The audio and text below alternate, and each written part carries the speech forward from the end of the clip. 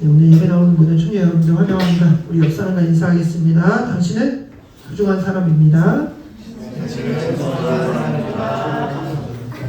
어색하지만 한 번 더 앞뒤로 인사하겠습니다. 예배에 잘 나오셨습니다. 예배에 잘 나오셨습니다.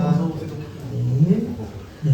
화면을 제가 저렇게 뜨니까 너무 부담스럽고 저렇게 황달기가 있는 것처럼 화면을 오늘 없애주셔도 될 것 같아요. 오늘은 그냥 왜냐면 지금 감사해요. 아니 그냥 이렇게 해주셔도 괜찮을 것 같아요. 실제로 볼 때가 황당스러워요? 아니죠. 그렇지 않죠? 아니 괜찮아요. 네, 조명을 그냥 주셔도 돼요. 괜찮아요. 저게 아마 다음 주에는 잘 한번 설정해 보겠습니다. 그냥 아픈 사람처럼 변화를 깜짝 놀랐는데 여러분 한 주간 잘 지내셨죠? 네, 2주 만에 뵈니까 또 오랜만에 뵈는 것 같고 또 오랜만에 뵈고 실제로 또 오랜만에 뵈는 형제자매들도 있는 것 같은데 오늘 이곳에 부르신 분이 주님이신 줄로 믿습니다. 아멘. 주님이 여러분들 한 사람 한 사람의 주님의 말씀을 오늘 부어주시기를 간절히 소망합니다. 여러분 우리가 그 전까지 사사기의 말씀을 계속 나누었죠. 그죠? 제가 언제부터 사사기 말씀을 했나 찾아봤더니 2023년 1월부터 제가 시작했더라고요. 그래서 1년 한 4개월 동안 우리가 사사기의 말씀을 계속 나눴습니다. 작년에는 진 목사님과 격주로 이제 설교를 했기 때문에 조금 더 이게 오래 걸렸던 것 같은데요. 어쨌든 사사기 21장의 말씀 우리가 같이 다 나눴습니다. 여러분들이 기억이 날지 안 날지 모르겠지만 어쨌든 다 나눴어요, 여러분. 그리고 이제 사사기 말씀이 다 마무리되고 몇몇 청년들과 또 저희 아내도 이제 다음은 어디를 하나요? 막 이렇게 궁금해하더라고요. 그래서 어디 말씀을 나눌까 이렇게 고민하다가 오늘 우리가 같이 읽은 룻기의 말씀을 같이 나눠야겠다는 생각이 들었습니다. 룻기를 선택한 이유가 있습니다. 먼저는요, 룻기는 여러분 굉장히 짧아요. 너무 걱정하지 마세요. 룻기는 몇 장까지 있는 줄 아세요? 훌륭합니다. 4장까지 있습니다. 물론 뭐 한 주에 한 장씩 나가는 건 아니겠지만 그래도 21장에 비하면 룻기는 굉장히 짧습니다. 그런데 더 큰 이유가 있어요. 왜냐하면 룻기는 그 시대적 배경이 바로 우리가 앞에서 살펴봤던 사사시대를 배경으로 하고 있는 이야기이기 때문에 그렇죠. 그래서 1장 1절 앞부분에 우리가 아까 읽었을 때 이렇게 소개하고 있어요. 사사들이 치리하던 그때에 이렇게 시작하죠.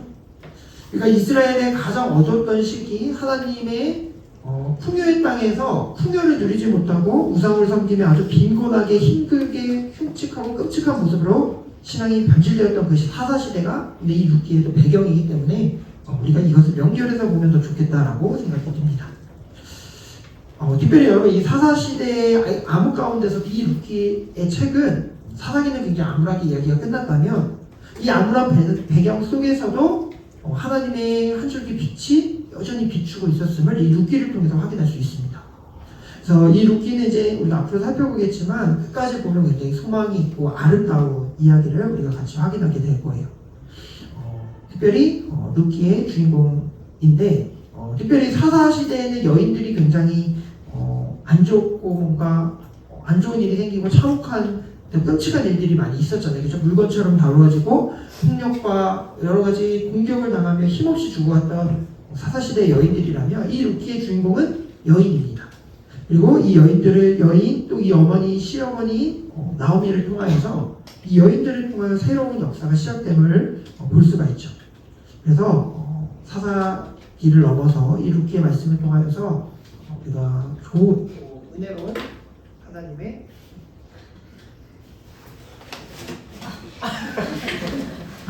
말씀을 잘 이해했으면 좋겠습니다. 제가 2주 만에 와서 이런 거죠, 지금. 제 잘못이에요. 여러분의 잘못이 아니고. 네, 그렇습니다. 조지 마시라고, 이렇게. 네, 그렇습니다. 오늘은 룻기 처음이기 때문에 서론에 좀 이야기를 나눠야 되는데, 여러분, 룻기의 주인공은 누굴까요? 룻이죠. 훌륭합니다. 네. 룻기의 주인공은 룻입니다. 성경의 이름처럼 룻이라는 여인이 오늘 이 말씀의 주인공이에요. 그런데 주인공 2명이 더 나옵니다. 룻의 시어머니였던 나오미라는 여인과 이 룻과 아름다운 사랑의 결실을 맺게 되는 보아스, 이렇게 세 사람, 룻, 나오미, 보아스, 이렇게 세 사람이 이 룻기의 주인공이라고 할 수 있습니다. 그런데 오늘 이 서론부터 시작할 때에는 룻이 주인공이긴 한데 시어머니 나오미의 이야기로 오늘 이야기가 시작돼요. 근데 이 서론이 굉장히 중요합니다. 전체적인 내용에 중요한 핵심적인 의미를 담고 있기 때문에 1절부터 6절의 말씀을 같이 잘 한번 나눠보면 좋겠습니다. 우선은 이 말씀에 오늘 읽은 말씀 속에서 배경이 등장하는데 마이크 갖고 와야 되는 거 죄송해요. 마이크가 가져올까요? 그거요? 아, 그걸로 주네요. 제가 오게 하시면. 네, 그건 잘 들리잖아요. 그죠? 예. 오늘 네, 분명 은혜가 필요한 오늘 주인 것 같은데.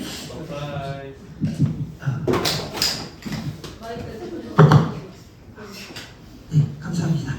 자, 여러분 배경이 언제냐면은 베들레헴이요. 배경이 베들레헴인데 여러분 베들레헴 잘 아시죠? 친숙하죠, 우리에게 동네가. 왜냐면 여러분 우리가 성탄절쯤 되면 이제 베들레헴을 자주 언급하잖아요, 그렇죠? 베들레헴에서 누가 나셔요?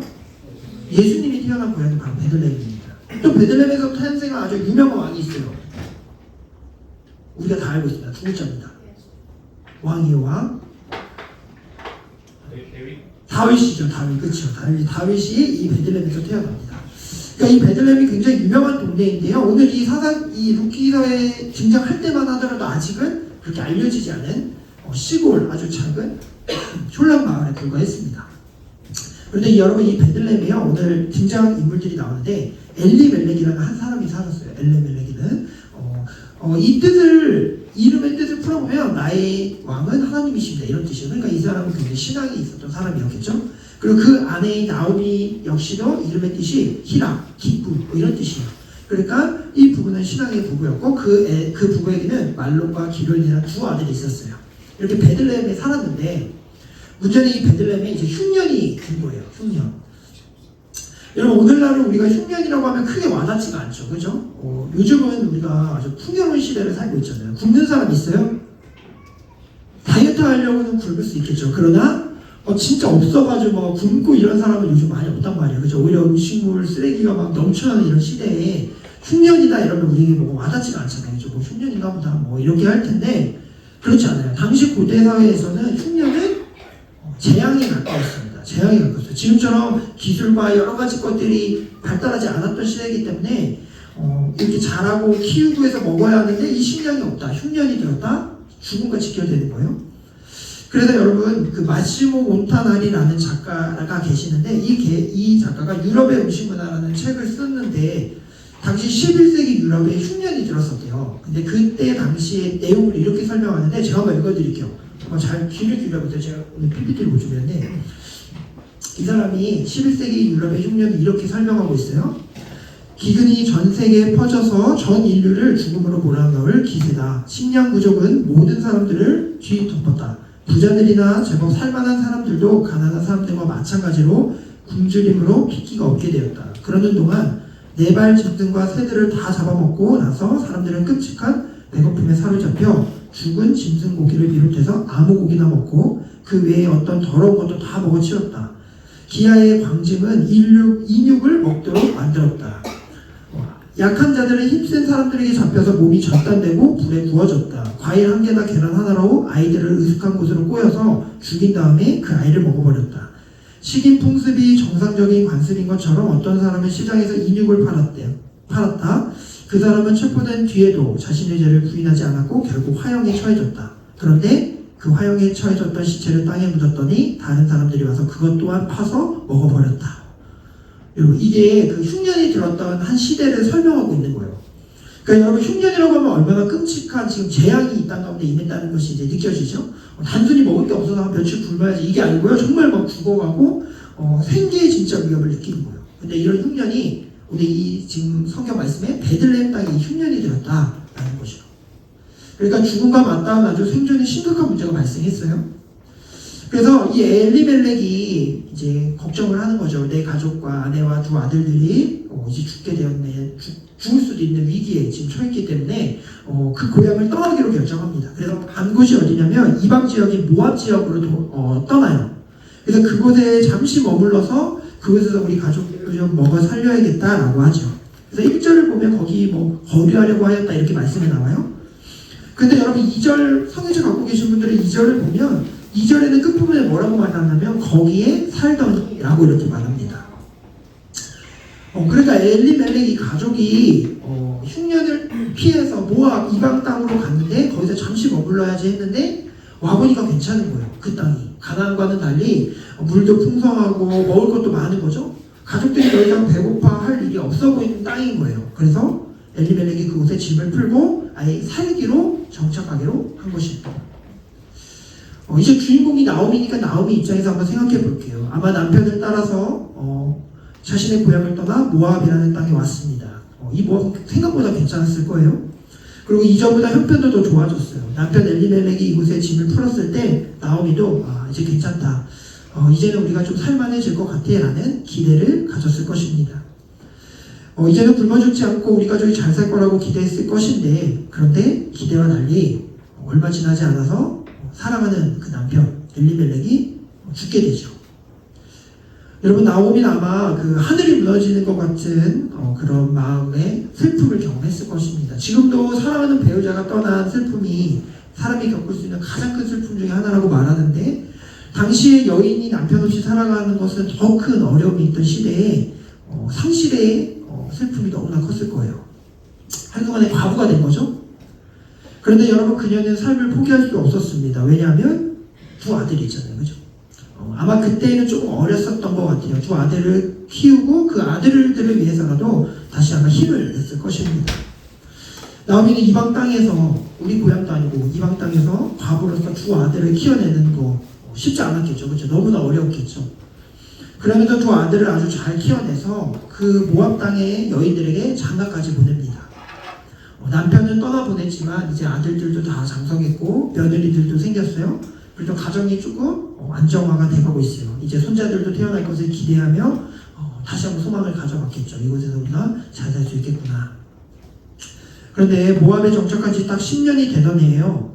오늘 말씀을 보니까 그토록 사랑하던 그 두 아들 말론과 기론마저도 죽게 됩니다. 여러분, 나오미의 입장에서는 이제 모든 소망과 기대였던 아들들마저 사라져버린 거죠.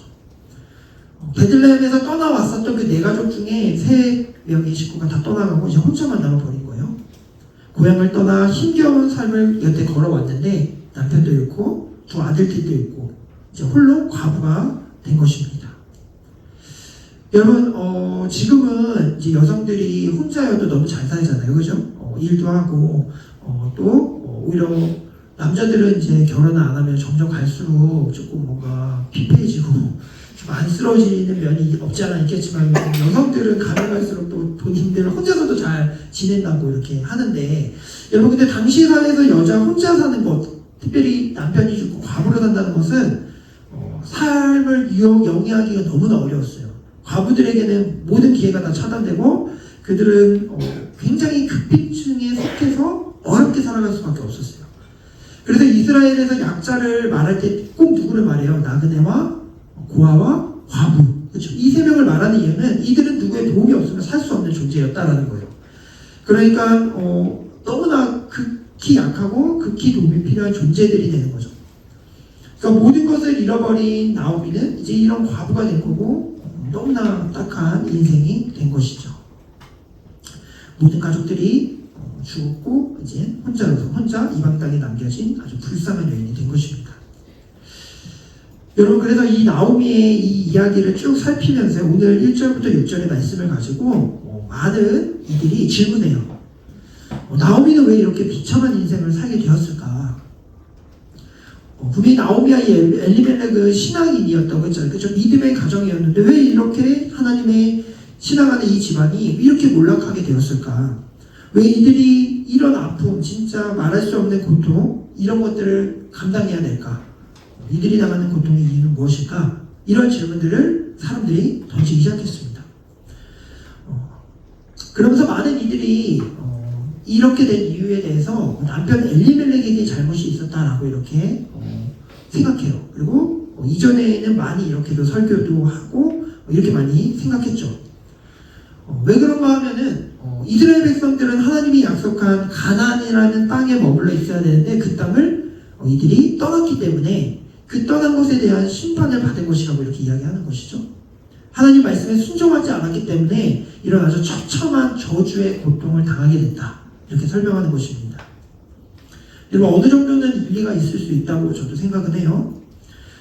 왜냐하면 지금은 뭐 이사가는 게 쉽지만 당시에 구약의 이스라엘에게 땅, 가나안 땅, 이것은 단순히 사는 곳의 의미가 아니었잖아요. 그죠?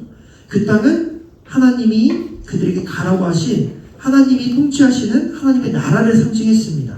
그래서 아주 특별한 땅이었어요. 그 땅은 하나님이 주인 되시고 하나님만이 왕이셔서 그 가나안의 이방 족속을 다 몰아내고 우상을 파괴하고 그 땅 가운데 하나님의 나라를 건축하고 세워가는 것이 이스라엘의 책임이었고 의무였고 그 땅을 그렇게 하기를 주님이 원하셨죠. 그런데 여러분 우리가 잘 알듯이 사사시대는 어땠어요? 그 땅을 정복하지 못했죠. 그죠? 못한 게 아니라 안 했던 거죠. 그죠? 우상과 타협하고 그 땅이 아닌 다른 것들에 더 사랑해서 이방 문화를 받아들이고 심지어는 다른 이방의 땅을 사랑하고 그래서 그들이 가나안 땅을 버리고 하나님의 백성의 책임을 버려서 그들이 그렇게 참혹한 시대를 살아갔던 것이 사사시대였습니다. 그래서 하나님의 이 약속을 어긴 이들에게 하나님의 징벌이 임했었는데 이스라엘 백성에게 이러한 훈계하셨던 그 하나님이 오늘 엘리멜렉의 가정에도 그런 게 아니냐 이렇게 이야기하는 것이죠. 여러분 어느 정도는 일리가 있다고 생각합니다. 그러나 이것이 분명히 무조건 맞은 답은 아니라고 생각해요. 그렇게 생각하는 이유는 두 가지인데요. 첫 번째는 여러분 성경에서 오늘 엘리멜렉이 죽고 그 두 아들들이 죽은 것에 대해서 성경이 뭐라고 이야기하고 있나요? 오늘 집에 가서 한번 읽어보세요. 성경은 아무 얘기도 안 해요. 얘네들이 땅을 떠나서 저주받았다 이런 얘기가 나오면 좋은데 그런 얘기 없습니다. 엘리멜렉이 죽었고 두 아들들이 죽었다.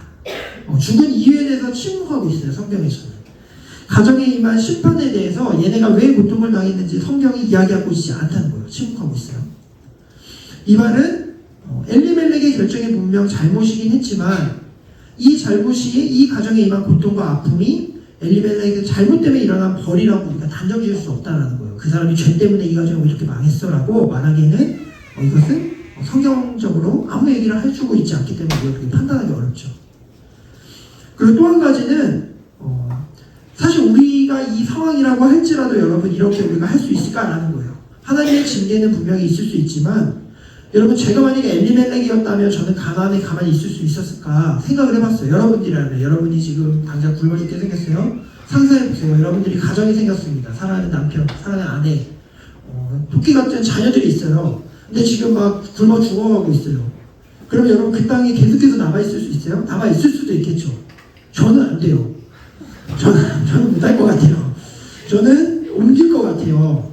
그러니까 이런 상황 자체가 너무나 어려운 상황인데 이 상황에서 가족들이 다 굶어 죽어도 나는 꼭 이 땅을 지킬 거야 라고 말할 수 있는 현실에 있다는 것이 쉽지 않았겠죠. 그렇죠? 쉽지 않았을 것 같아요.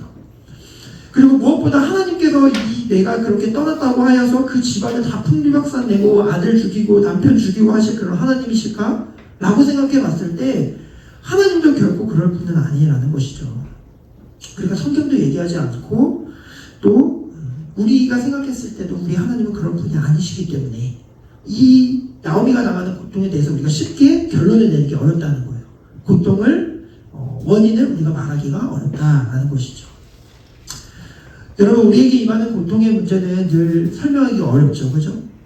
그러나 고통이 없지 않죠. 우리의 현실에는 늘 각자의 삶의 고통들이 있습니다. 내 인생의 힘겨운 시간들을 우리는 날마다 경험해요. 그런데 이 힘듦과 어려움의 이 문제들을 우리가 해석하기가 어려워요. 그죠?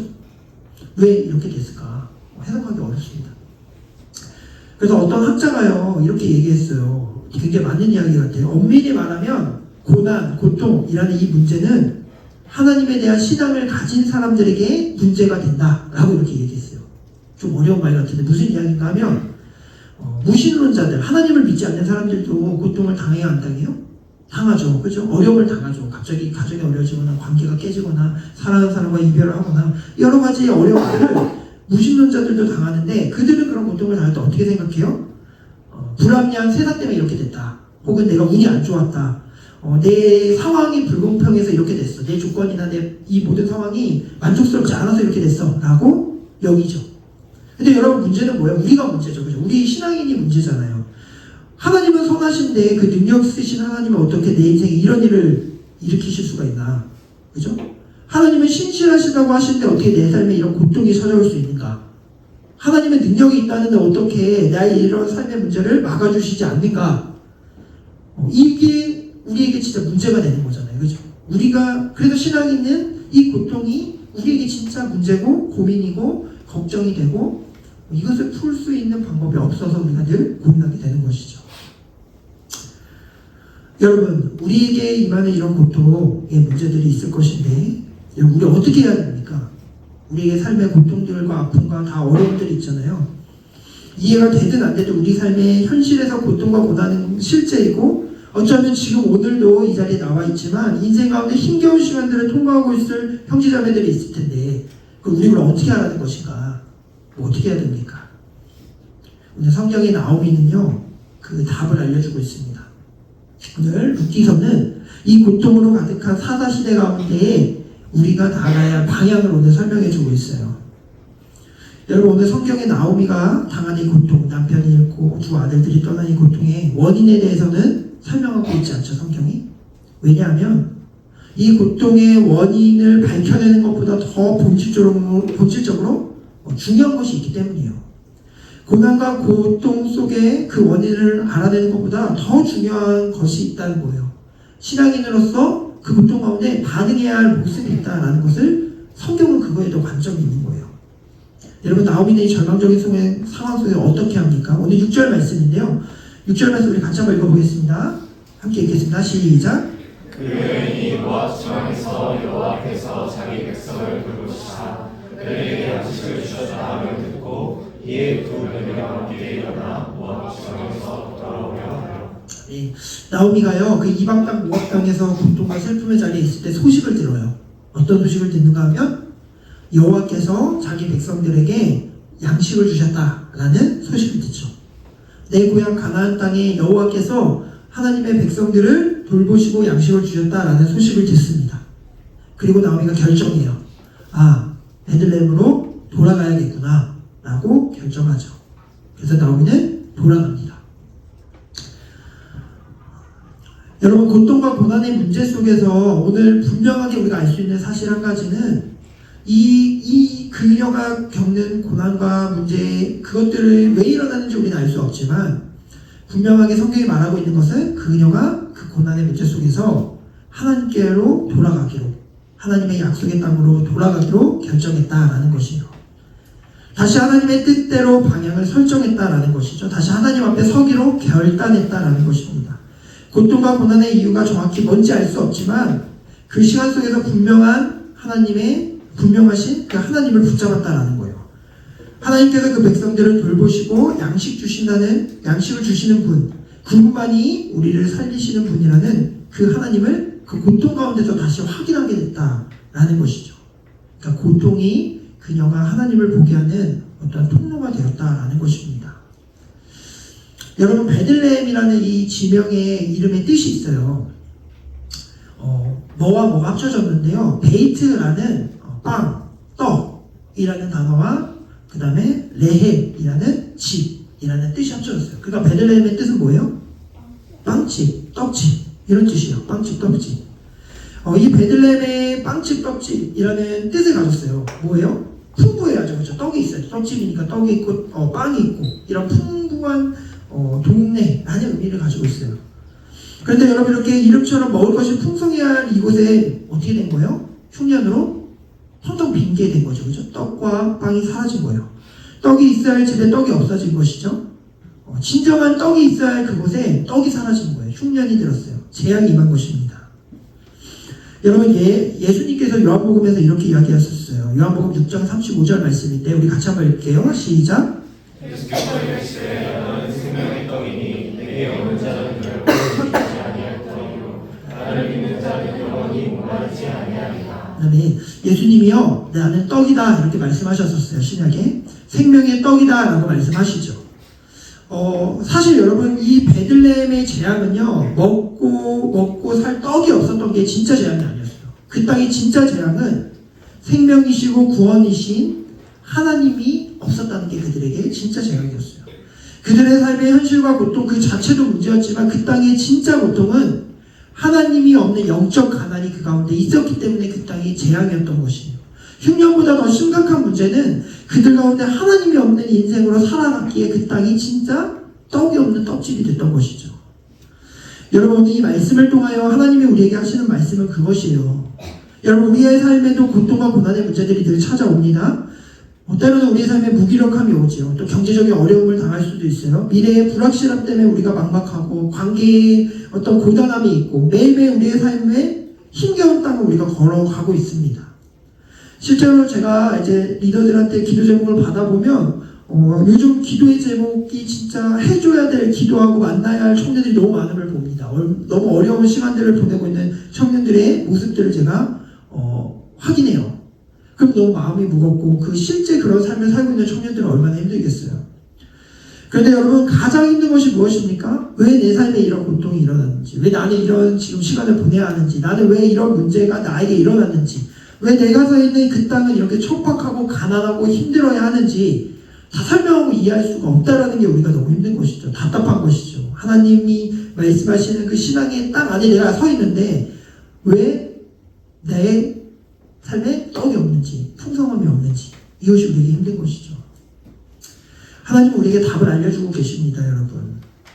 왜 그런 일이 일어났는지 답을 주시는 게 아니라요, 그런 상황 가운데 우리가 어떻게 해야 되는지를 답을 주세요. 그것은 하나님께로 돌아가야 한다고 말씀하십니다.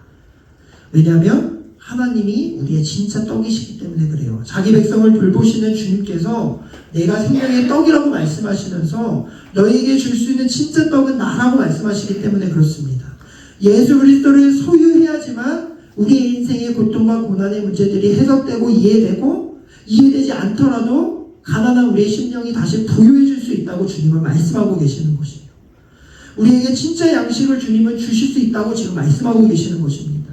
생명의 떡을 우리에게 주고 싶다고 말씀하시는 거예요. 아니 넘어서 자기가 생명의 떡이 되셔서 이 땅 가운데 오셔서 죽으심으로 우리의 고통과 아픔을 이해하고 우리의 삶을 다시 회복시키시겠다고 주님이 말씀하시는 것입니다. 그래서 주님은 오늘 고통과 고난의 문제에 집중하고 있는 우리에게 그것을 넘어서 하나님을 보라고 말하고 있는 거예요. 사사시대처럼 고통과 아픔 가운데 있는 그 현실을 보지 말고 그래도 여전히 변함없이 신실하신, 그래도 여전히 내가 다 이해가 안 돼도 이해되는 그 하나님, 신실하신 주님, 나에게 생명의 떡을 주시기 위하여 죽기까지 사랑하시는 그 주님을 그 상황 가운데서도 바라보라고, 그분께 돌아가고 그분께 붙들려서 그분께 다시 한번 나아가라고. 그것이 그 고통을 통과하는 가장 아름다운 길이고 그 고통을 통해 하나님의 놀라운 일들을 만들어 가시겠다고 주님을 말씀하시는 것입니다. 여러분, 우리 같이 찬양하고 우리 같이 기도했으면 좋겠는데요. 정말로 진심으로 우리 사랑하는 청년, 우리 예배자 여러분들, 혹시나 우리의 삶 가운데 요즘 지치고 또 때로는 고단하고, 그래서 어쩌면 내 삶에 조금 여유와 넉넉함과 풍요로움이 없다고 느껴지는 형제 자매들이 혹시 있다면 여러분들 꼭 기억하셨으면 좋겠습니다. 여러분들에게 제가 해줄 수 있는 진짜 진리의 말은요, 여러분들 위로해드릴 수 있고 그 고통과 고민의 문제를 같이 고민할 수 있어요. 그러나 답을 제가 줄 수는 없어요. 왜 그런 일이 일어났는지, 왜 그런 삶을 지금 통과하고 있는지 저는 정확히 모릅니다. 그러나 주님은 우리에게 진짜 분명한 사실을 알려주세요. 근데 그 어둡고 답답한 상황 가운데서도 주님은 선하시고 주님은 신실하시고 주님을 바라보며 다시 주님께 나아갈 때 생명의 떡으로 너희들을 풍성하게 해주겠다고 주님은 말씀하십니다. 어쩌면 여러분, 빛이 가장 빛나는 것은요, 빛이 가장 선명하게 비춰지는 그 시대는 어둠 가운데 있을 때잖아요. 그죠? 너무 환했을 때는 빛을 아무리 비춰도 우리가 볼 수 없지만 진짜 어두울 때 우리는 빛을 비췄을 때 빛을 볼 수 있습니다. 그 말은 여러분, 우리의 고난과 고통을 통하여 하나님을 보는 계기가 되는 것이고, 그 고통과 고난을 통하여 우리를 더 선명하고 아름답게 주님은 만들어가고 계시다라는 것입니다. 여러분, 떡집에 떡이 없으면 늘 불안하고 가난한 인생이겠지만 예수 그리스도의 떡으로 채워져 있으면 풍성하고 부유로워집니다. 어두운 사사시대의 그 길목에서 주님은 예수님께로 돌아갔던 룻을 통하여서 하나님의 새로운 이야기가 시작되고 우리에게 이제 얘기해 주실 거예요. 사사시대 가운데 있지만 너희도 룻과 같이 하나님께 돌아가면 하나님의 놀라운 일을 이제 시작함을 볼 수 있다라고 주님은 오늘부터 룻기를 통하여 말씀하실 것입니다. 여러분, 우리의 삶과 우리의 믿음이 주 안에서 하나 되어서 걸어갔으면 좋겠습니다. 오늘 우리 같이 불렀던 찬양인데요, 이 찬양 우리 다시 한번 고백하면서 주님 앞에 나아가도록 하겠습니다.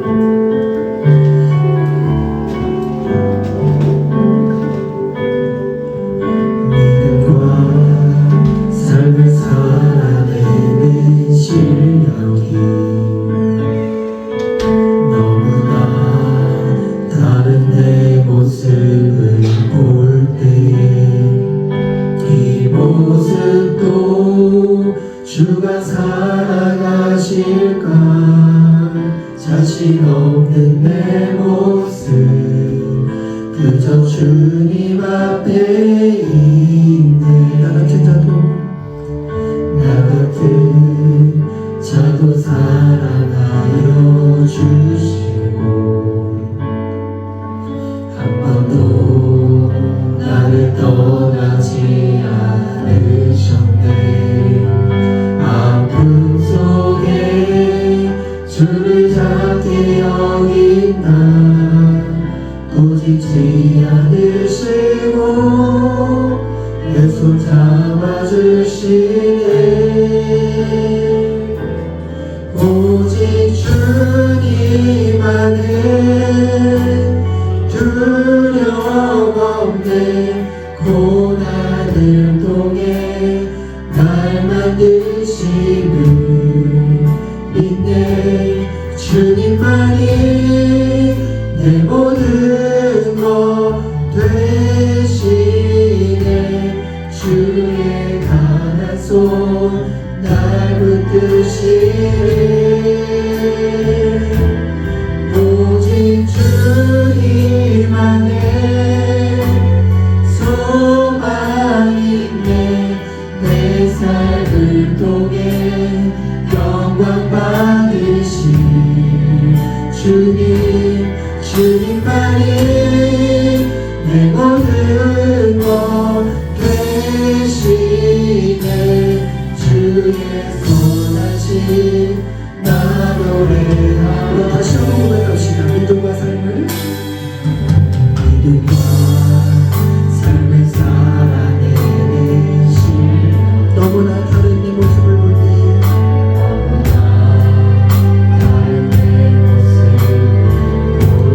이 모습도 주가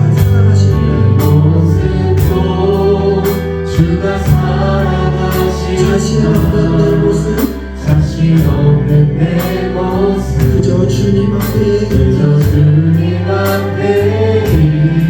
나 같은 자도 사랑하여 주시고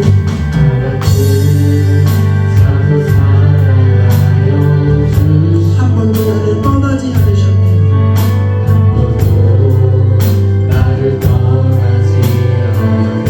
아픔 속에 주를 찾게 여기나 꾸짖지 않으시고 내 손 잡아주시고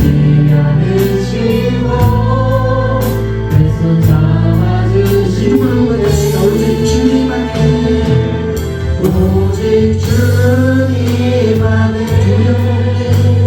두려움 없네 고난을 통해 날 만드시는 믿네 주님만이 내 모든 것 되시네 주의 강한 손 날 붙드시네 오직 주님 안에 소망이니 오직 주님 안에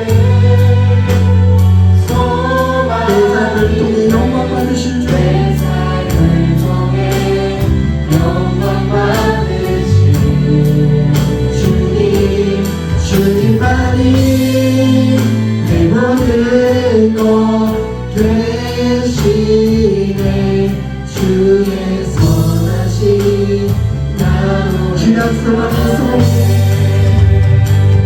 주 약속 안에서 내 영혼 평안해 내 뜻보다 크신 주님에게 왜 두려움 다 내려놓고 주님만 의지해 주 안에서 내 영혼 우리 한번 더 해봅시다 주 약속 안에서 주 약속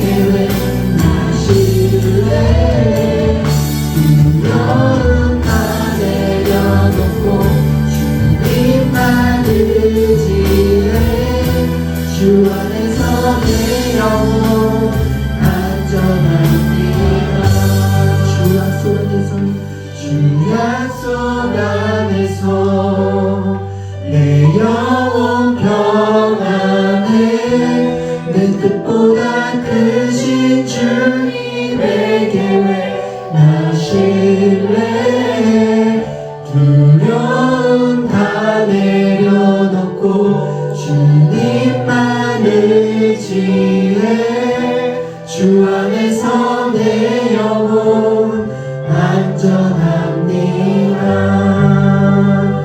여러분 이 시간 우리 같이 기도합시다. 진심으로 너무나 축복하고 사랑하는 우리 청년 여러분들의 인생에 어렵고 힘겨운 일들과 혹여나 그런 시간들을 여러분 통과하고 있다면 진심으로 여러분들을 축복하며 격려합니다. 여러분들의 삶의 어려움들이 왜 찾아왔고 왜 그런 고통을 겪어야 하는지 저는 정확히 알 수 없지만 우리가 정확히 아는 그 진리를 붙잡았으면 좋겠습니다. 그것은 주님은 선하고 신실하신 분이라는 사실입니다. 그리고 우리 인생에 세상의 그 어떤 것으로 채울 수 없는 그 떡은 오직 예수 그리스도로 말미암아 우리는 채워갈 수 있음을 선포했으면 좋겠습니다. 주님 예수 그리스도의 은혜로 나를 채워주옵소서. 하나님 내 이 고통의 시간 가운데 하나님 이 시간을 통하여 주님을 더 선명히 보게 하여 주옵소서. 주님과 더 가까워지게 하여 주옵소서. 생명의 떡이신 예수 그리스도의 그 은혜를 내 삶을 가득 채워서 주님으로 풍성해지고 주님으로 말미암아 부유하여지고 그래서 이 모든 시간들을 잘 통과해 나가며 하나님의 은혜를 구하며 하나님께 돌아가는 시간 되게 하여 주옵소서. 이 시간 우리의 삶의 자리자리들에서 힘들고 어려운 것들을 주 앞에 내려놓고 주님께 다시 돌아갑니다. 주님만 의지합니다라고 하나님 안에 나의 영혼은 안전